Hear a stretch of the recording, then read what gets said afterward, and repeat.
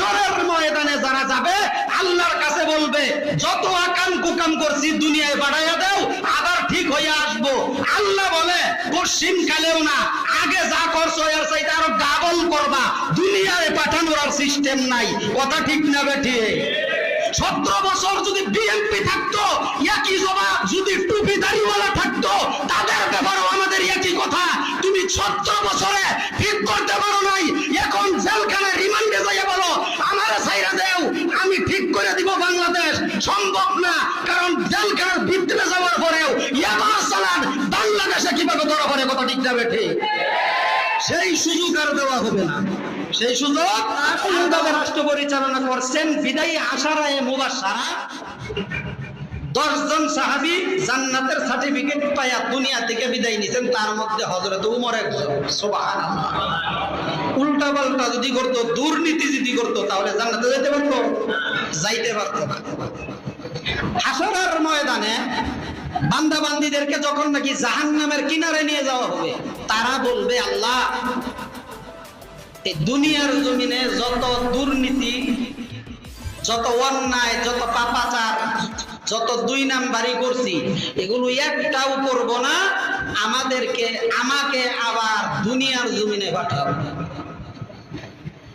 আল্লাহ পাক রব্বুল আলামিন বলেন ওয়ালাউ তারা ইযু আলান নার, আল্লাহ রাব্বুল আলামিন তার হাবিবকে বলেন আপনি দেখবেন যখন তাদেরকে জাহান্নামে নিক্ষেপ করা হবে, জাহান্নামী যারা আছে তারা বলবে ফাকালু ইয়া লাইতানা নুরাদ্দু ওয়ালা নুকাজ্জিবু বিআয়াতি রাব্বিনা। এই যাহা কিছু আমরা অস্বীকার করছিলাম, জাহান্নামের কিনারে নেওয়ার সঙ্গে সঙ্গে তারা তাদের ভুলগুলো স্বীকার করবে, অন্যায়গুলো স্বীকার করবে। স্বীকার করার পরে বলবে আল্লাহ দুনিয়ার জমিনে আমাদেরকে আবার পাঠাও। আল্লাহ বলেন বাল বাদালাহুম মা কানু ইউখফুনা মিন ক্বাব ওয়ালাউ রুদ্দু লাআতু লিমা নুহু আনহু, যে তাদেরকে যদি দুনিয়ার জমিনে আবার পাঠানো হয় তারা ওই আগের মতোই করবে, পরিবর্তন হবে না।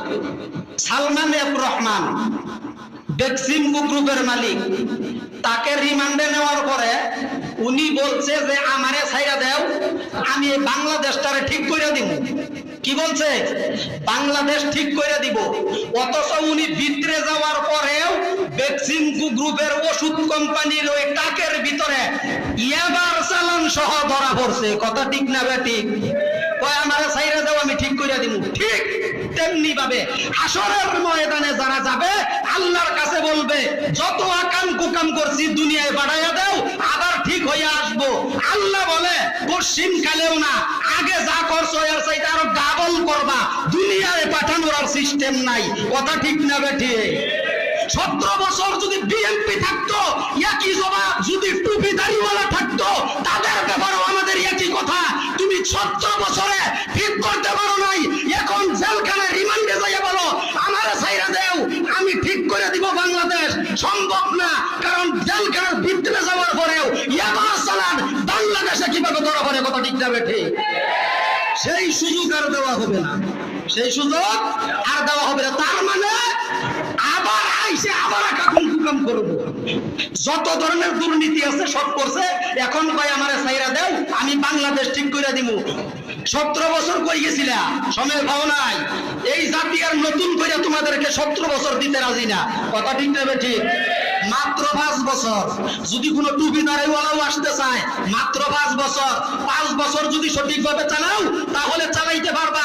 জনগণ চাইলে আরো 5 বছর দিবে, এরপরে আরো 5 বছর দিবে। হযরত উমর দেশ চালাইতে 10 বছর 6 মাস 4 দিন। তুমিও চালাও, যদি ব্যতিক্রম হয় একদিনও বেশি দেওয়া হবে না। কথা ঠিক না বেঠে? ঠিক কইরা দিবা না? দেশ ঠিক করে দিবা। দেশের 12 থেকে 13টা বাজানো শেষ, এখন দেশ ঠিক কইরা দিবা তুমি না? আল্লাহ বলে খবরদার এই কথা বইলো না। তোমরা দুনিয়া থেকে আসছো, তোমাদেরকে আমি ভালো করেই চিনি। ছাইরা দেওয়ার পরে আবার যত ধরনের ওই হাজি হইয়া আইবা না, হাজি হবে, হাজি হইয়া পরে আবার মরবো। এখন দেখতেছি হাজি সাহেবরা দাড়ি চাইছে ফলানোর চিন্তা ভাবনা করে। কথা ঠিক না বেটি? আবার অনেক হাজি সাহেব সাইজা যায়, দাড়ি ছিল না ক্লিন শেভ, দাড়ি রাইখে ফলাইছে, এই জায়গায় ধরা পড়ছে। আছে না নাই? তোমার মতো দরবেশ আবার দেশ ঠিক করে দিব না? আল্লাহ পাক রব্বুল আলামিন বলেন বাল বাদালাহুম মা কানু ইউখফুনা মিন ক্বাব, কখনো সম্ভব না। তোমাদেরকে আমার ভালো করে চিনা আছে, তোমরা আমি আল্লাহকে ভয় করার সময় ভয় করো নাই। 100 বছর সময় দিছি, 150 বছর সময় দিছি, আর এখন আইসা 2 দিনেই হাজির হয়ে যাবা, আর 2 দিনেই ছাইরা দেওয়ার সাথে সাথে দেশ ঠিক করে দিবা। এটা জাতি কখনো বিশ্বাস করে না, কথা ঠিক না বেঠিক? এটা জাতি বিশ্বাস করে না। সেই জন্য আমাদের সততা, যেরকম খোলাফায়ে রাশিদিন 4 খলিফা যেইভাবে রাষ্ট্র পরিচালনা করছে, ওইভাবে যদি রাষ্ট্র পরিচালিত হয় তাহলে দেশের মধ্যে দুর্নীতি আর থাকবে না। আর যদি অন্য বিকল্প কোনো চিন্তা ভাবনা করা হয়, দুর্নীতি এত সহজে দূর করা সম্ভব হবে না। সরষের মধ্যে বুট থাকলে কিন্তু সমস্যা, ঠিক না? যে ভবিষ্যতে আমাদের সামনে সরকার নির্বাচিত করতে হইলে দুর্নীতি মুক্ত সরকার যিনি যা থাকবে, যিনি দুর্নীতি করবে না, দুর্নীতির ধারে কাছেও যাবে না, এমনকি তারা কোরআন হাদিসের ফর্মুলা অনুযায়ী যারা দেশ পরিচালনা করবে তাদেরকে জাতির সামনে দেখতে চায়, কথা ঠিক না বেঠে? আর একটু বডিগার্ড আছে কিন্তু রুহগার্ড নেই। হযরত ওমর রাদিয়াল্লাহু তাআলা আনহু যখন রাষ্ট্র পরিচালনা করেছেন তখন তার বডিগার্ড ছিল না, রুহগার্ডও ছিল না। যত জীব দুনিয়ার জমিনে জন্মগ্রহণ করছেন আল্লাহ পাঠাইছে, সৃষ্টি করছে, কারোরই রুহগার্ড নাই, কারো কারো বডিগার্ড ছিল, রুহগার্ড নাই। এই জন্য যত কড়া নিরাপত্তাই থাকুক না কেন, 7 পাল্লা বেড়াও যদি দেয়, নিরাপত্তাও যদি দেয়, আজরাইলের কাছ থেকে বাঁচা সম্ভব হবে না। এই জন্য যত ক্ষমতাশালী লোক হোক না কেন, বডিগার্ড সম্ভব কিন্তু রুহগার্ড সম্ভব না, রুহগার্ড নাই, চাইলেও সে পারবে না। হযরত ওমর রাদিয়াল্লাহু তাআলা আনহু রাষ্ট্র পরিচালনা করছেন। ঐতিহাসিকগণ লিখেন, গোটা মুসলিম জাহানের বাদশা, মুসলমানের বাদশা আমিরুল মুমিনিন নিজের কাঁধে কইরা মাল নিয়ে কি করছেন? গরিব অসহায় যারা আছে তাদের দুয়ারে পৌঁছাইয়া দিয়েছেন। সুবহানাল্লাহ। হযরত ওমর রাদিয়াল্লাহু তাআলা আনহু রাস্তা দিয়ে যাইতেছেন, ঘর থেকে গুনগুন আওয়াজ, মা এবং মেয়ে আওয়াজ আলোচনা করে আস্তে আস্তে। আবার যদি কেউ শুনে ফেলে, মা মেয়েকে বলতেছে যে আমাদের তো টাকা পয়সার সংকট, সকাল হওয়ার আগে রাত্রি বেলায় দুধের মধ্যে একটু পানি দিয়ে দিবে, তাহলে দুধ বিক্রি করলে টাকা পয়সা একটু বেশি পাওয়া যাবে। বাদশার বাদশা আল্লাহ পাক রব্বুল আলামিন আমাদেরকে দেখতেছেন। সুবহানাল্লাহ। এই যে মা আর মেয়ে আলাপ করে, হযরত ওমর শুনেনি, শুনতেছে। আরেকজন সঙ্গী হযরতে আসলাম রাদিয়াল্লাহু তাআলা আনহুর সাথে, দুইজনে মিলে এই আলোচনা শুনতেছে। হযরত ওমর রাদিয়াল্লাহু তাআলা আনহু বললেন যে আমার এই রাজ্যের মধ্যে এমন সৎ মানুষ, সৎ সাহসের প্রজা আছে, আমার শুনে খুব ভালো লাগলো, এই মেয়েকে পুরস্কৃত করতে হবে। হযরতে আসলাম রাদিয়াল্লাহু তাআলা আনহু বলেন যে এই মেয়েকে সাধারণভাবে পুরস্কার করলে, যেরকম 10 দিরহাম 20 দিরহাম দিলে তার উপযুক্ত পুরস্কার হবে না। সুবহানাল্লাহ বলে। এই কথা বইলা চলে গেলেন। পরের দিন দরবারে ডাকাইছে। ডাকানোর পরে দেশের যত বুদ্ধিজীবী, জ্ঞানী, গুণী আছে তাদেরকে একত্রিত করছেন, আসার জন্য আহ্বান করছেন।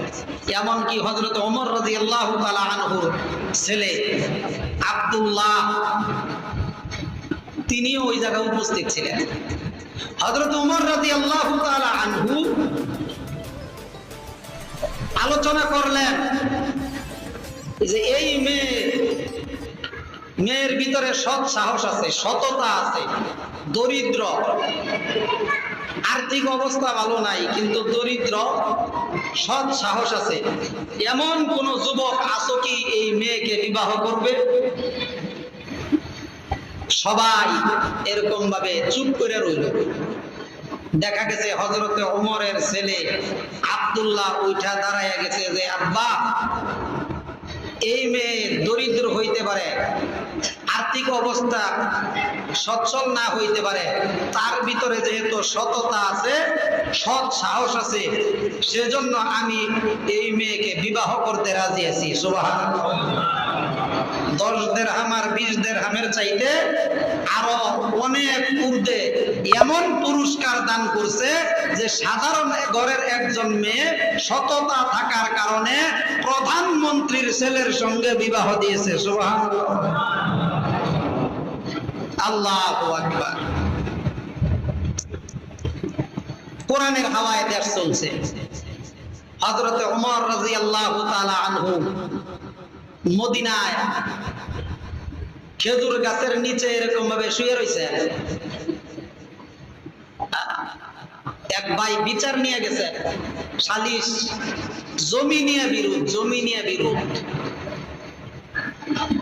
হযরত ওমর রাদিয়াল্লাহু তাআলা আনহু মদিনায় শুয়ে রয়েছে, তার বাসভবনে যাইয়া তারে বিশ্রায় তালাশ করে, বলে ওনারা তো এই জায়গায় পাওয়া যাবে না, হযরত ওমর যদি পাইতে চাও ওই খেজুর গাছের নিচে যাও, ওই জায়গায় তালাশ করলে পাইবা। তো ইতিমধ্যে কূপের থেকে পানি আইনা, কূপের থেকে পানি উঠাইয়া মস্কে কইরা নিয়ে আসতেছে। এই টাইমে এই লোক গেছে যাইয়া সালিশের জন্য। হযরত ওমরকে বলতেছে যে আমিরুল মুমিনিন, আমি একটা সালিশ নিয়ে আসছিলাম। কি সালিশ? বলে সালিশের কথা পরে বলতেছি, আপাতত মক্সটা মাটিতে নামান, কারণ একটা আলোচনা করতে হইলে তো এক জায়গায় বসতে হয়। হযরত ওমর বলতেছে যে বস, এই মাটি, এই মস্ক, পানির মস্ক মাটিতে নামানো লাগবে না, তুমি বলো তুমি কি বলতে চাও, আমি এই জায়গায় দাঁড়াই শুনি। তো উনার বিচারের কথা না বইলা উনি পানির মৎস্য মাটিতে কেন নামায় না, সেই রহস্য, সেই কৌতূহল তার ভিতরে জাগলো যে সেটা আগে জানার দরকার। পানির মৎস্য মাটিতে নামান না, এর কারণ কি? হযরত ওমর রাদিয়াল্লাহু তাআলা আনহু ডাক দিয়া বলে যে এই মৎস্য দিয়ে যখন নাকি আমি পানি উঠাইছি, মৎস্যটা এরকম পানিতে ভিজা গেছে, হ্যাঁ, আপাতমস্তক পুরাটা ভিজা গেছে। এই ভিজা অবস্থায় যদি আমি মাটিতে নামাই, আর মাটিতে নামানোর কারণে আমি এই দেশের বাদশা হইতে পারি, আমি মুসলিম জাহানের বাদশা হইতে পারি, কিন্তু যেই জমিনে আমি দাঁড়াইয়া রইছি এই জমির মালিক আমি না। আর এই মৎস্যটা এই জমিনে লাগানোর সাথে সাথে কিছু বালি এই মৎস্যের সাথে লাইগা যাইতে পারে, লাগে কি লাগে না? ভিজা কলসি যদি এক জায়গায় রাখেন, বালি ভরবে না? যে মাটি লাইগা যাইতে পারে, বালি লাইগা যাইতে পারে। আর এই বালি লাগার কারণে, বালি যদি লাইগা যায় হাসরের কঠিন ময়দানে, না জানি আল্লাহ আমাকে এই কারণে আল্লাহর কাছে আমাকে জবাবদিহি করা লাগে। সুবহানাল্লাহ বলে। তাদের হিসাব ছিল এরকম। তাদের ভিতরে দুর্নীতি ছিল না, নীতি ছিল। কি ছিল? আর একটু জোরে, নীতি ছিল, দুর্নীতি ছিল না। এই জন্য নেতা নয়, নীতি চাই।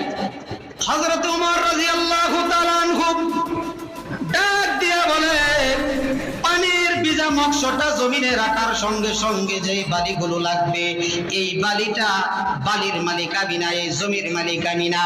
এই জমিওয়ালা হাসরের কঠিন ময়দানে আল্লাহর দরবারে আমি ওমরের নামে মামলা দায়ের করলে আল্লাহর দরবারে আমি জবাব দিতে পারবো না। সেজন্য মাটি, পানির মৎস্য জমিনে নামানো যাবে না। এখন বলো তোমার কি প্রয়োজন, তুমি কিসের জন্য আসছো? আমার কারণ তো তুমি জানলে। তখন উনি বলতেছে যেই সালিশের জন্য আমি আসছিলাম ওই সালিশ আমার আর লাগবে না। কেন?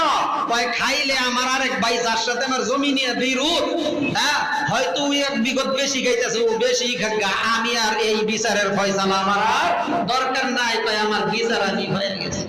সুবহানাল্লাহ বলে। বিচার আমি পাইয়া গেছি। তারা এইভাবে রাষ্ট্র পরিচালনা করছে। হযরত উমর রাদিয়াল্লাহু তাআলা আনহু রাষ্ট্র পরিচালনা করছেন। কিতাবের মধ্যে লেখে উনি কোনো স্বজন প্রীতি করেন নাই, তারা স্বজন প্রীতি করেন নাই। ভাই অন্যায় করছে, আর প্রধানমন্ত্রীর ভাই যদি অন্যায় করে তার বিরুদ্ধে যে মামলা নিয়ে যাবে তারে ফাঁসি দিয়া লাই, তাই না? আর একটু জোরে কও, অন্যায় একটা, আমার ভাই প্রধানমন্ত্রীর ভাই, উনার ব্যাপারে তুমি আঙ্গুল তুলছো, এটাই তোমার অপরাধ, ঠিক না বেটি? আর একটু জোরে। আর তাদের অবস্থা এমন ছিল, আমার বাপও যদি হয়, আমার ভাইও যদি হয়, আমার নিকটাত্মীয় হইলেও আমি কুরআন সুন্নাহর গতিতে আমি চলবো, আমার নীতিতে আমি চলবো, আমার নীতি থেকে আমি এক চুল পরিমাণ লড়বো না, কথা ঠিক না বেটি? তাদের অবস্থা এমন ছিল। হিজরি সংসদ শুরু করতে হযরত ওমর রাদিয়াল্লাহু তাআলা আনহু। হিজরি, কেউ কেউ বলছে যে মিশরের যে ভাষা আছে ওই ভাষা অনুযায়ী হিজরি সন চালু করেন। এক একজনে এক এক দেশের জন্য বলছেন। হযরত আলী রাদিয়াল্লাহু তাআলা আনহু বলছে, আমিরুল মুমিনিন আল্লাহর রাসূল সাল্লাল্লাহু আলাইহি ওয়াসাল্লাম মক্কা থেকে যেহেতু মদিনায় হিজরত করছেন, বিধায় কয় আল্লাহর রাসূলের দেশ, এই দেশের হিসাবে, এই আরবি হিসাবে হিজরি গণনা করা হোক। তখন সকলের সর্বসম্মতি ক্রমে কি করছেন? এই হিজরি চালু করছেন। আগে হিজরি ছিল না। কেউ বলছে শাবান মাস, হঠাৎ করে একজন বলে উঠছে শাবান মাস। হযরত ওমর রাদিয়াল্লাহু তাআলা আনহু বলে, শাবান মাস কোন বছরের শাবান মাস? এই বছরের শাবান মাস না গত বছরের শাবান মাস? তখন আর কেউ উত্তর দিতে পারে না। এখন যদি বলি 30 তারিখ, আজকে কয় তারিখ? 30 তারিখ। আপনি বলবেন যে কোন বছরের 30 তারিখ? 24 সালের 30 নাকি 1975-এর 30 না 2023 সালের 30?